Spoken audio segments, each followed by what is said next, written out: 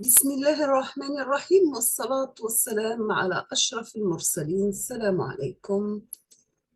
Bonjour tout le monde. Aujourd'hui, je vais présenter un cours intitulé Introduction à la robotique. La matière, c'est bien commande de robots de manipulation. Donc, chapitre numéro 1, Introduction à la robotique. Comme toujours, on commence par des définitions et historiques.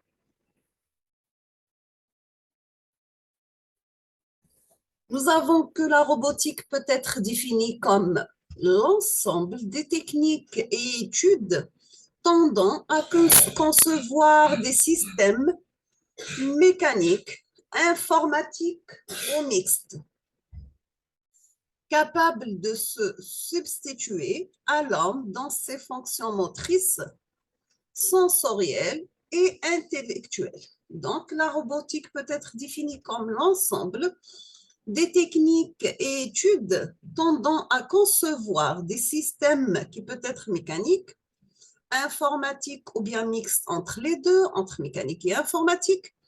Quel est le rôle de la robotique? C'est bien, elle doit être capable de substituer à l'homme dans ses fonctions motrices, ou bien sensorielles, ou bien intellectuelles. Deuxièmement, on passe à la définition. Nous avons l'origine du mot robot.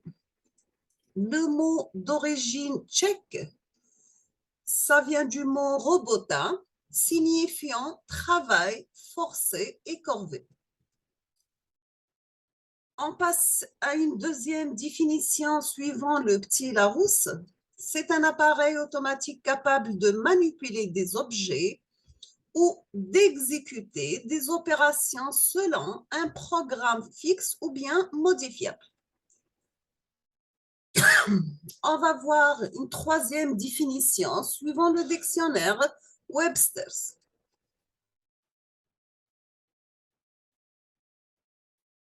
Nous avons que le mot robot, c'est un appareil automatique qui peut effectuer des fonctions normalement effectuées par des humains. Quatrième définition, c'est une définition suivant AFNOR. C'est l'Association française de normalisation.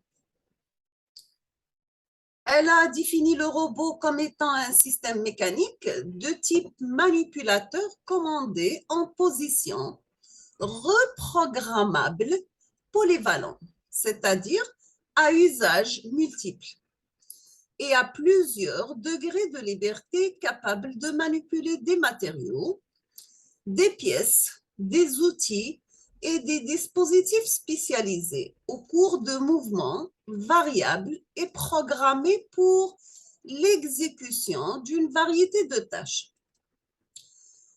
Toujours, il a l'apparence d'un ou plusieurs bras, se termine par un poignet. Son unité de commande utilise notamment un dispositif de mémoire et éventuellement de perception et d'adaptation à l'environnement et aux circonstances. Nous avons que ces machines polyvalentes sont généralement utilisées pour effectuer la même fonction de façon cyclique et peuvent être adaptées à d'autres fonctions sans modification permanente du matériel. On a terminé avec les définitions. On passe maintenant au historique. Nous avons en 1947, le premier manipulateur électrique téléopéré ou la téléopéré. Donc, premier manipulateur électrique téléopéré. En 1954, le premier robot programmable.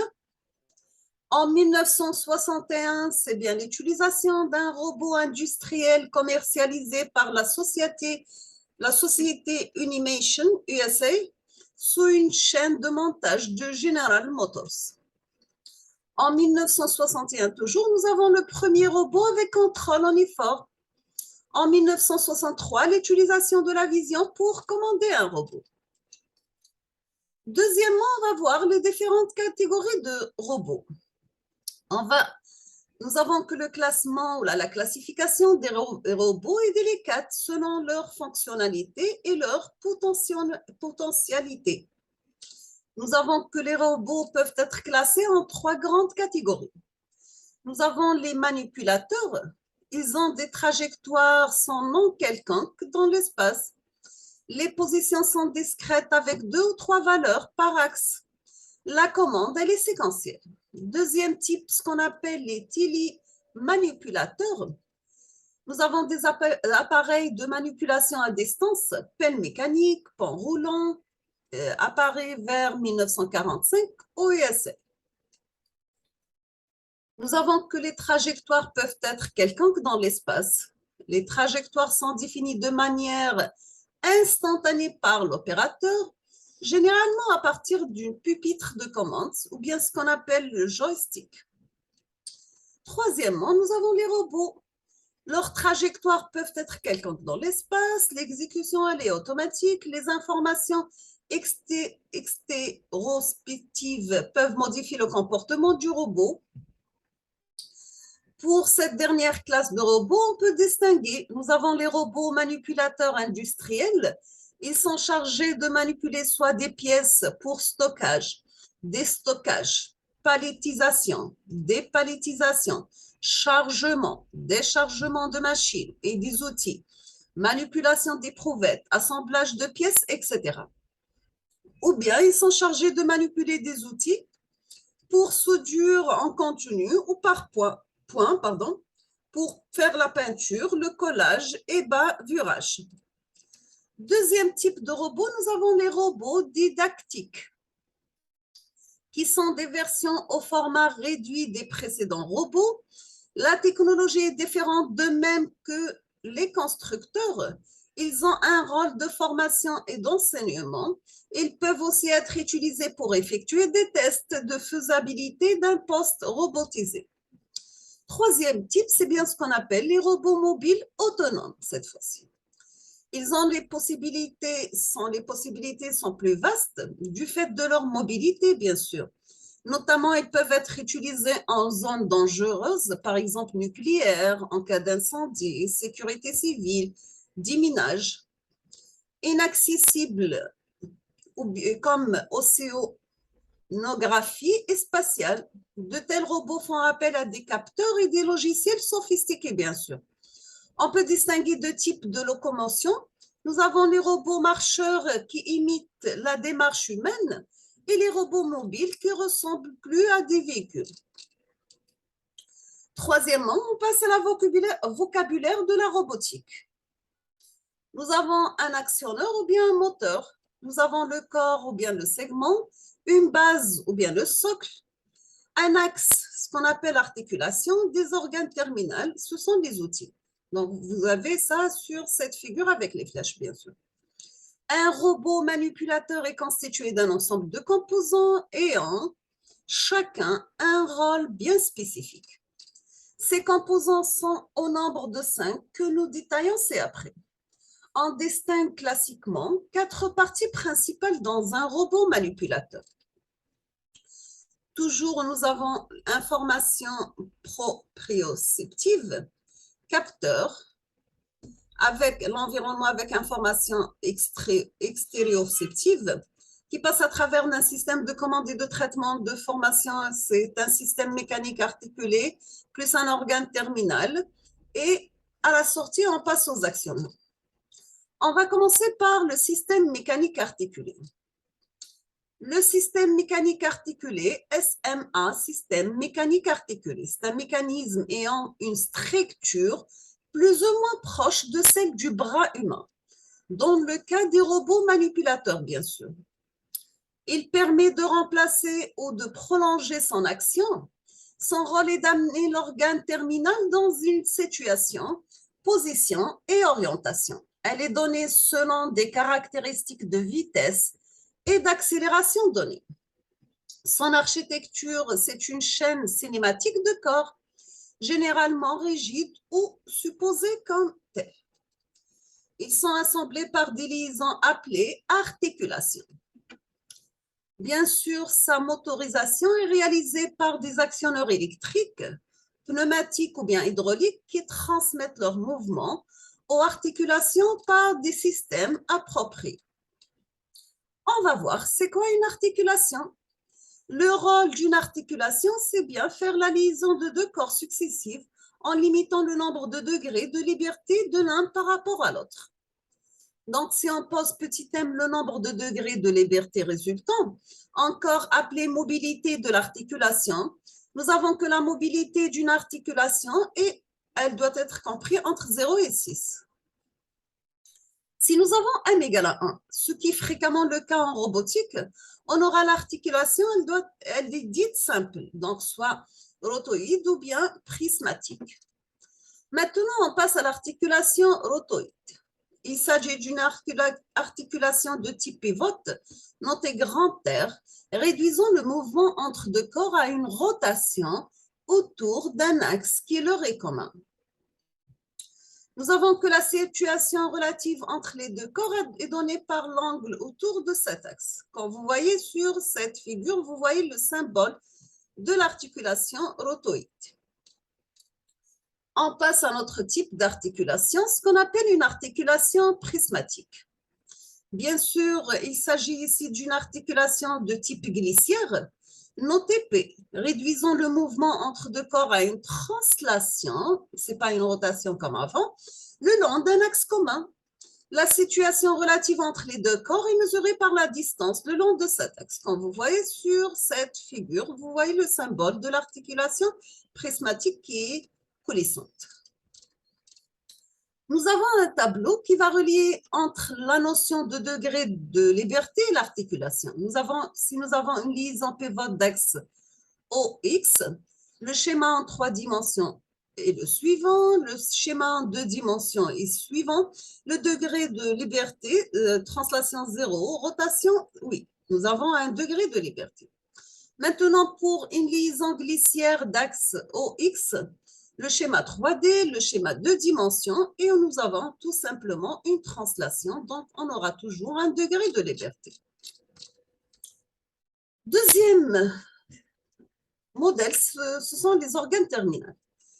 C'est quoi les organes terminaux? Ça désigne tout dispositif destiné soit à manipuler des objets comme les dispositifs de serrage, pince à 2 ou 3 doigts. Les dispositifs magnétiques ou dépression, ventouses, soit transformer des outils de découpe, torches de peinture, torches de soudage. Il s'agit d'une interface permettant au robot d'interagir avec son environnement. On passe maintenant aux actionneurs.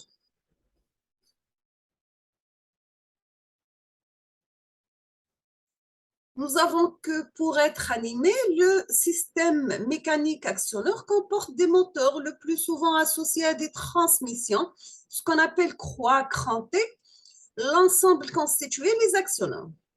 Nous avons que les actionneurs utilisent fréquemment des moteurs électriques à aimant permanent et à courant continu, à commande par l'enduit. Donc, la tension n'est pas continue qu'en moyenne, car en général, l'alimentation, c'est un hacheur de tension à fréquence élevée.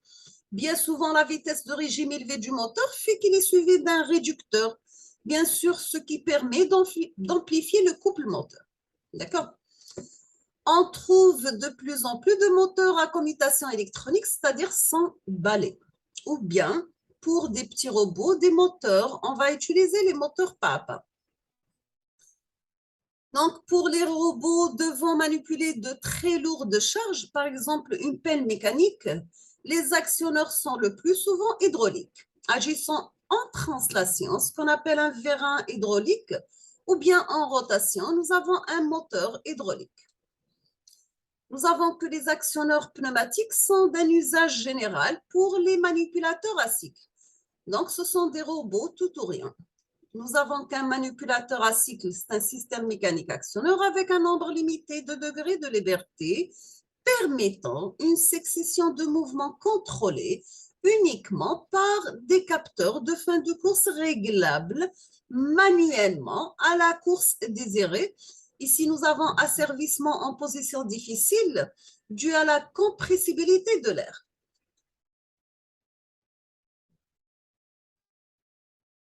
Nous avons aussi dans les capteurs dans les robots besoin des capteurs. Donc, nous avons que la perception permet de gérer la relation entre le robot et son environnement. Les organes de perception sont les capteurs des proprioceptifs lorsqu'ils mesurent l'état interne du robot. Donc, nous avons la position et la vitesse des articulations extérioceptifs lorsqu'ils recueillent des informations sur l'environnement, c'est-à-dire détection de présence, de contact, mesure de distance, vision artificielle.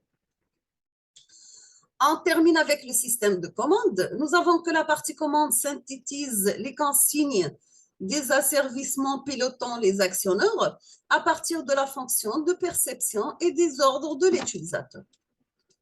Quatrièmement, on va voir quelles sont les caractéristiques des robots.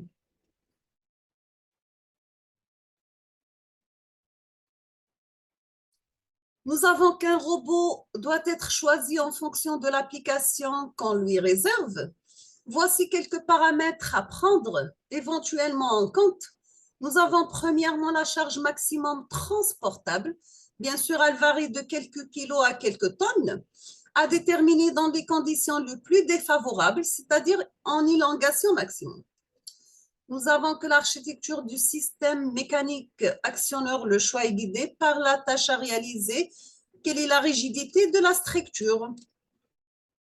On doit prendre en compte aussi que le volume de travail défini comme l'ensemble des points atteignables par l'organe terminal, c'est-à-dire que tous les mouvements ne sont pas possibles en tout point de volume de travail. L'espace de travail, également appelé espace de travail maximal, c'est le volume de l'espace que le robot peut atteindre V1 au moins une orientation.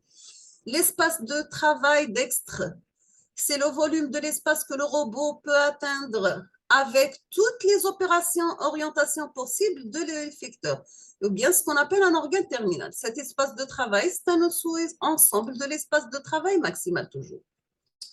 Nous avons que le positionnement absolu correspond à l'erreur entre un point souhaité ou bien réel, défini par une position et une orientation dans l'espace cartésien. Bien sûr, et le point atteint est calculé via le modèle géométrique inverse du robot. Cette erreur est due au modèle utilisé, à la quantification de la mesure de position, à la flexibilité du système mécanique. Donc, en général, l'erreur de positionnement absolue, également appelée précision, est de l'ordre de 1 millimètre. C'est quoi la répétabilité? Ce paramètre caractérise la capacité que le robot a à retourner vers un point qui peut être une position, une orientation donnée. La répétabilité correspond à l'erreur maximum de positionnement sur un point prédéfini dans le cas de trajectoire répétitive. En général, la répétabilité elle est de l'ordre de 0,1 mm. Nous avons une vitesse de déplacement, c'est bien ce qu'on appelle une vitesse maximum, une élongation maximum, l'accélération, la masse du robot, le coût du robot et la maintenance.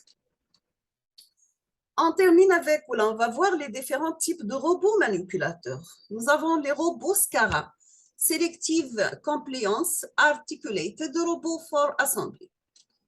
Les caractéristiques, ils ont 3 axes en série, RRP, donc rotation, rotation, translation, 3 DDL, espace de travail cylindrique, ils ont précis, très rapide. Les robots cylindriques, ils ont des caractéristiques 3 axes serrés, rotation et de translation, 3 DDL, espace de travail cylindrique est très rapide.